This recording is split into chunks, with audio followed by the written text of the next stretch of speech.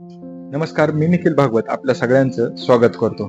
आज आम्ही निघालो धर्मवीर छत्रपती संभाजी महाराजांचं जन्मस्थळ असलेले किल्ले पुरंदर पाहिला। रविवार असल्यामुळे किल्ल्यावरती भरपूर गर्दी होती। किल्ल्याच्या थोडा अलीकडे गाडी पार्किंग केली आणि आम्ही पायी चालण्याचा निर्णय घेतला। पावसाळ्यामध्ये किल्ल्याचं रूप पाहून मन अगदी प्रसन्न झालं होतं।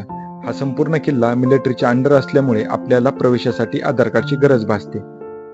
किल्ल्यामध्ये प्रवेश केला आणि समोर पाहिलं वीर मुरारबाजी देशपांडे यांचं भव्य स्मारक।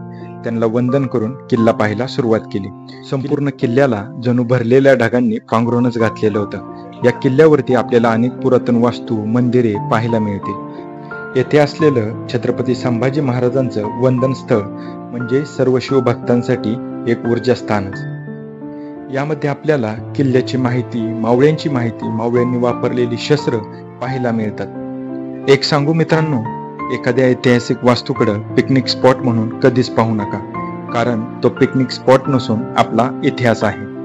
वेळ फार कमी होता, त्यामुळे किल्ल्यावरची माती आपल्या सोबत घेतली, मस्तकी लावली आणि महाराजांच्या समोर नतमस्तक होऊन महाराजांना वचन दिलं की सदैव आपल्या सेवेत राहू। कांदा भजी, चहाचा आस्वाद घेऊन परतीच्या प्रवासाला सुरुवात केली। व्हिडिओ आवडल्यास लाईक, शेअर आणि फॉलो नक्की करा। धन्यवाद।